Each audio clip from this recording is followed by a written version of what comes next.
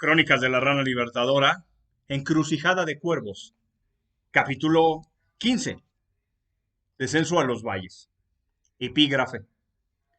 Se decía que el tirano odiaba con gran encono a los elfos, porque largo tiempo pudieron infiltrarse a su reino por los bosques, o porque la magia sagrada de sus armas evadía a sus hechiceros, o porque eran los únicos testigos de sus derrotas de juventud.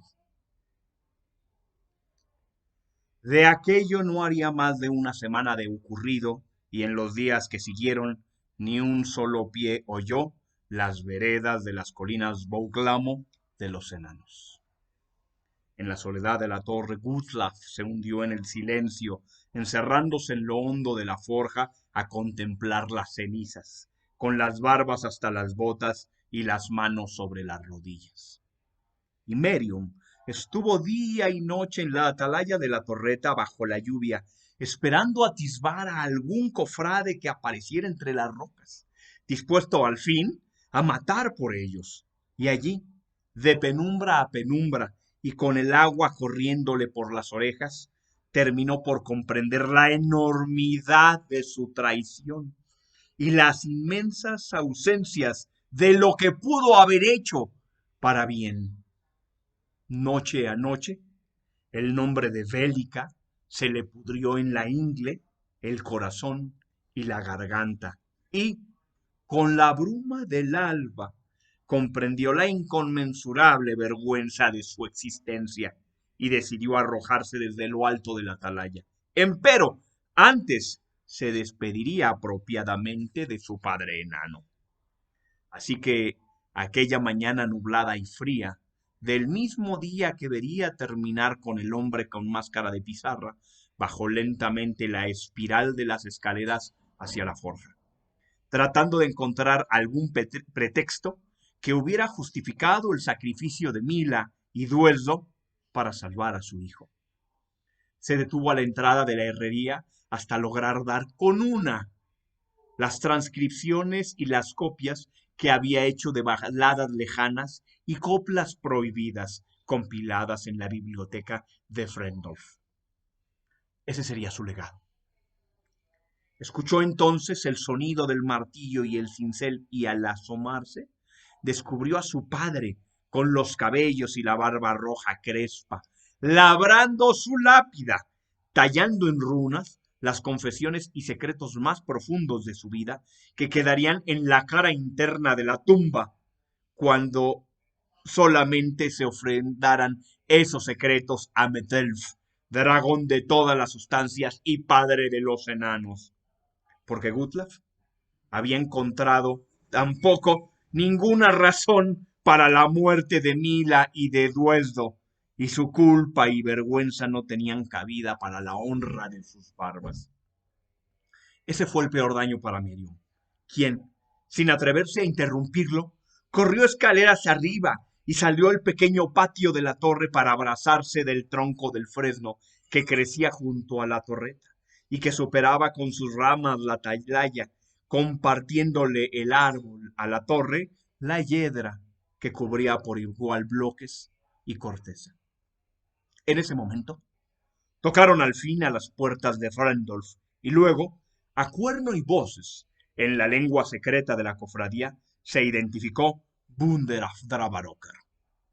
Era un enano de Elfamkart, viejo amigo de Guthlaf, y quien Merium conocía desde la tarde de la plaza del mercado en que cayera el bloque sobre su familia.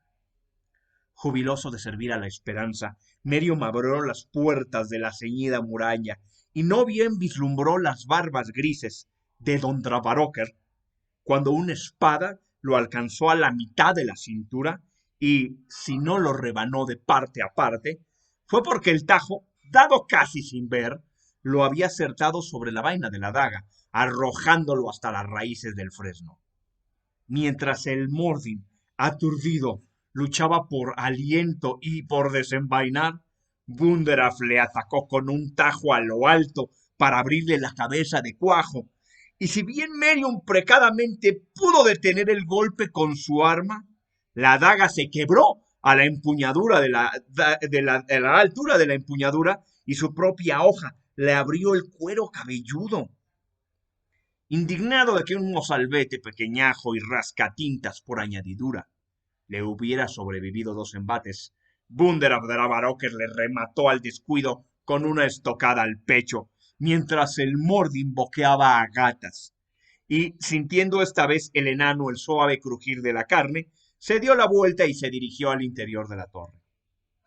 Pero en aquel desdén no advirtió el enano Barbarroja que el plano de la hoja de la espada, si bien había atravesado la piel del pecho de Merium, se deslizó por sobre las costillas sin alcanzar las entrañas, y así, dejándolo atrás por muerto, el Mordin, desarmado y ensangrentado, se arrastró tras el árbol para ocultarse, rajando su verde manto para vendarse a la prisa, sin atinar salvo a temblar.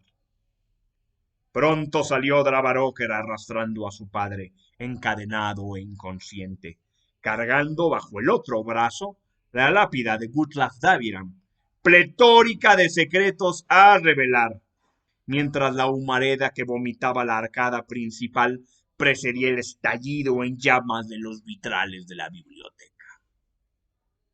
Ajustando su botín a unas mulas, partió el agente de la corona breñas abajo, para entregar al viejo hermano de armas del santo estragón a los calabozos del tirano Damotrano en la ciudad de Lönnerein. Y Merium, sangrante y humeando, se tambaleó breñas abajo tras él como pudo, hasta la encrucijada abandonada del camino del Elvamkarth a Pino Seco, donde lo encontró Bertram con todo su drama a cuestas. El maestro bardo atendió sus heridas y el Mordin al fin habló. Contó cuánto había sido, cuál había sido y cuándo había sido. Y Bertram, después de escuchar en silencio su confesión, suspiró largamente mirando el ocaso, agobiando su semblante con los largos bigotes rubios requemados, esforzándose por mantener alguna dignidad ante Merium, pese a su manto rasgado, sus botas rotas y la gran mancha de sangre ajena esparcida en torno a la vaina de su espada. Después de asentir varias veces, el bardo aspiró profundamente y se inclinó sobre su aprendiz, tomando la vaina de su daga élfica, la de Caelende durante la revuelta de Estragón, la que le había regalado a Bertram cuando fuera su aprendiz. Merium sonrió de lado al fin. No había esperado un fin tan digno. Pero Bertram, en lugar de ultimarlo, como él esperaba, le echó al regazo la vaina de cuero verde y plata. ¿Acaso para que fuera su propia mano?, pensó Merium, asintiendo resignado. No creo que transfieran a Gutlaf de inmediato a Lönnerein. Harán su conteo de bajas y logros en Pino Seco y medirán todos los asuntos hasta sus rincones el resto del mes, probablemente, dijo el bardo con voz grave y vibrante, contenida. Después carraspeó varias veces, como si le costara tragarse lo que le palpitaba en las venas de la frente. Bebió de su odre con los ojos cerrados y respiró profundamente antes de dejar temblando el odre junto a la fogata y desviar la mirada hacia las raíces. Una ventisca corrió solitaria en la encrucijada hacia la última luz de trigo que se disolvía sobre la enramada hacia el oeste, pendiente abajo de las breñas hacia Pino Seco, y más allá, a los valles en torno a Luna. Al fin, el humano abrió los ojos y miró con lástima enturbiada a Merium. Somos pocos, pero... Y se le quebró la voz. La mirada gris bruma se le crispó sobre el Mordin y se puso de pie resoplando, jalándose los bigotes y comenzando a rondar de un lado a otro ansioso, como si tuviera muchas ganas de orinar. Pero... y se tornó violentamente contra la fogata, pateando una piedra a la maleza, dispersando la ceniza en los arbustos y desvaneciendo las llamas. La fogata chisporroteó y eruptó unas columnas de humo distorsionado. ¡Pero Merium! ¡Qué putos tronantes diantres!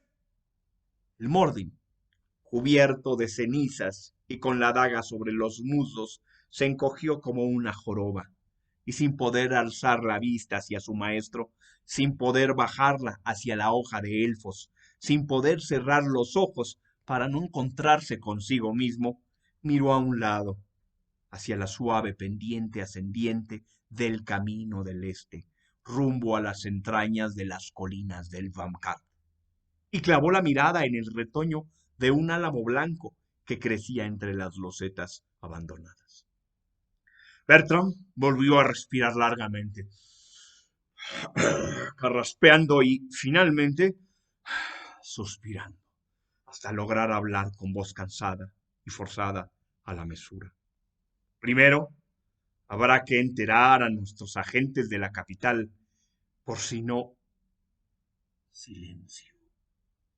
Las hojas verde y blanco del álamo se desvistieron de crepúsculo, quedando en sombras. ¿Acaso? Pero no. Ya habrán asumido que las pérdidas.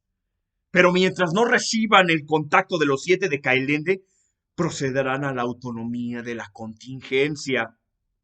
Silencio. Mi Lionel, mi hija, mi pequeña Lionel, ¿por qué? ¿Por qué tú? Silencio. El retoño del álamo tembló un instante, sin viento, como si tuviera frío.